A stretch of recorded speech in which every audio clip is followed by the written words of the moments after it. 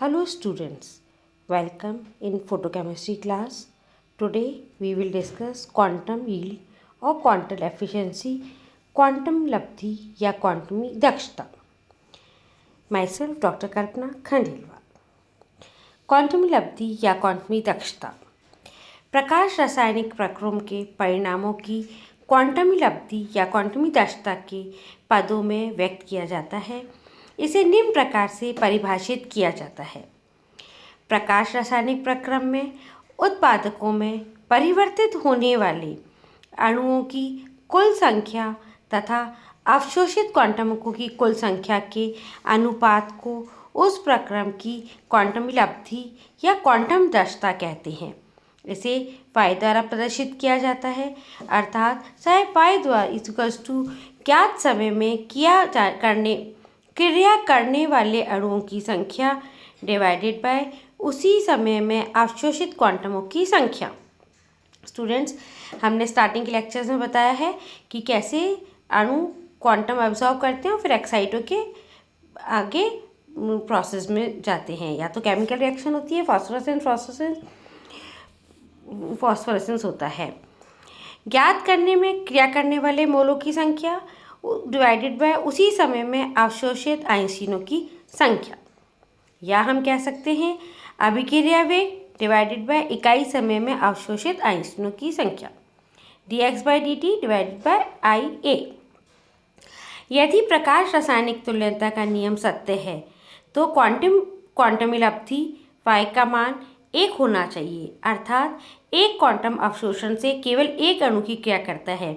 ये हमने पहले लॉस पढ़े थे जब आपको बताया था कि उसने कहा था कि एक क्वांटम एब्जॉर्ब करके केवल एक ही अणु क्रिया करता है. बोर्नस्टाइन ने अनेक प्रकाश रासायनिक अभिक्रियाओं की क्वांटमी लब्धि का अध्ययन किया और सुझाया कि स्टार्क आइंस्टीन ने कहा था कि केवल एक क्वांटम एब्जॉर्ब करने से एक अणु एक्साइटेड होता है. कि स्टार्क आइंस्टीन का प्रकाश रासायनिक तुल्यता नियम केवल कुछ ही अभिक्रियाओं के लिए लागू होता है. अधिकांश अभिक्रियाएं स्टार्क आइंस्टीन के नियम से विचलन प्रदर्शित करती हैं. इनकी क्वांटम लब्धि 1 से कम या 1 से बहुत अधिक होती है.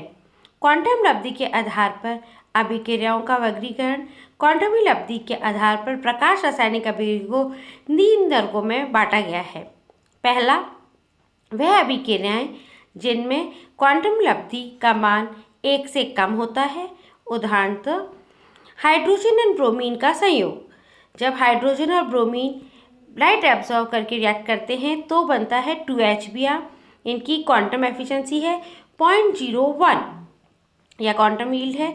एसीटोन वाष्प का विघटन CH3COCH3 लाइट एब्जॉर्ब करके डिसोसिएट होता है C2H6 प्लस CO में.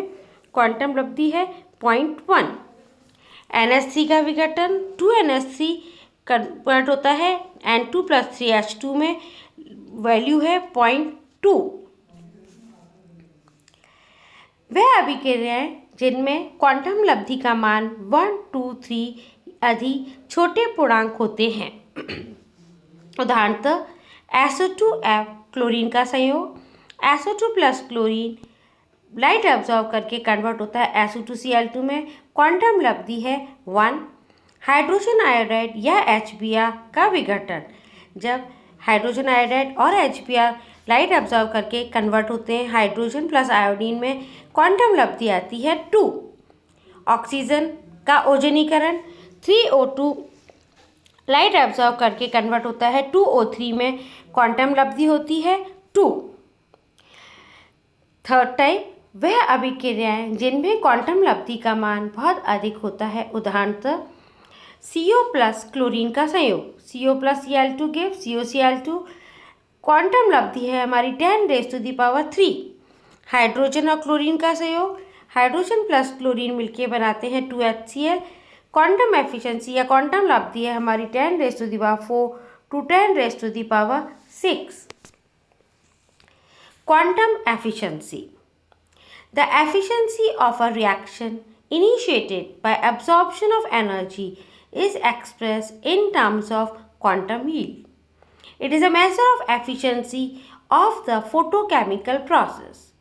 This is expressed as quantum efficiency is equals to number of molecules reacting in a given time divided by number of quanta of light absorbed in the same time. Experimentally, Y is equals to rate of chemical reaction divided by quanta absorbed per second. Quantum yield.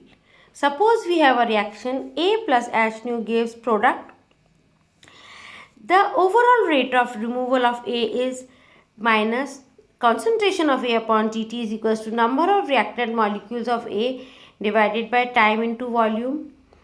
The intensity of light absorbed per unit volume to cause the above reaction is IA is equals to number of photon absorbed divided by time into volume.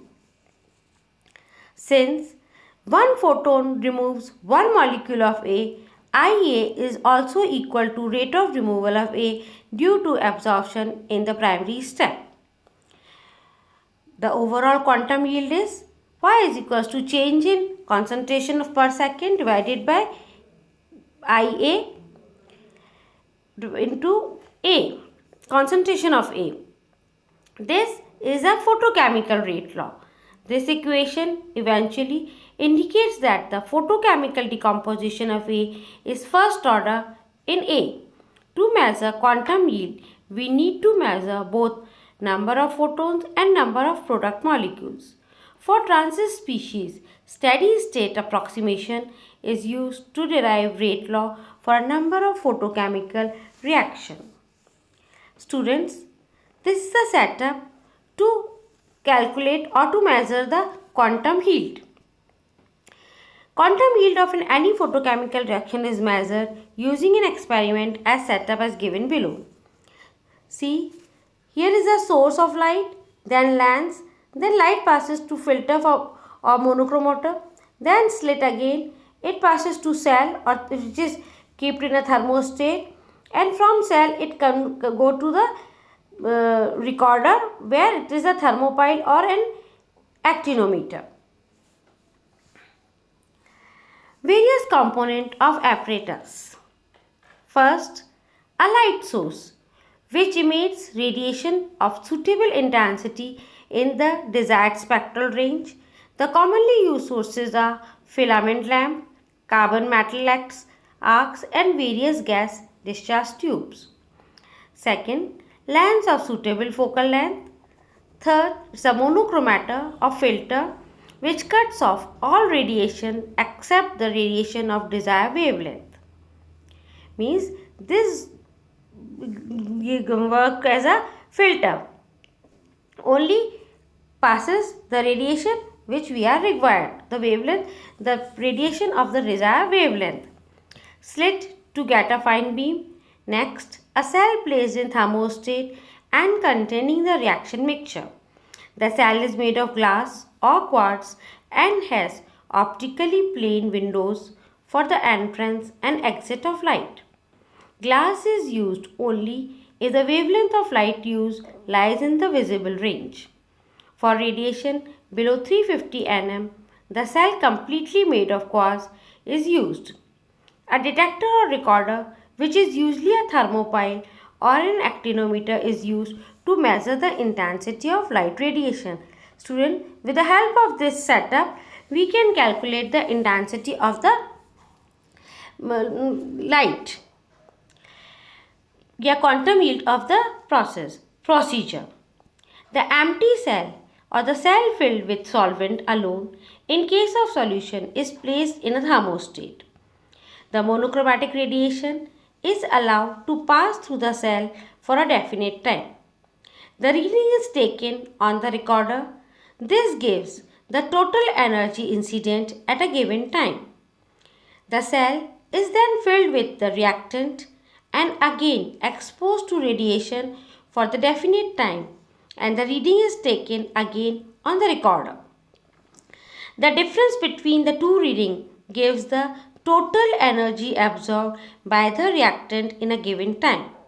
From this, the intensity of radiation absorbed is calculated because we need total energy absorbed and the volume of the reaction mixture and the time.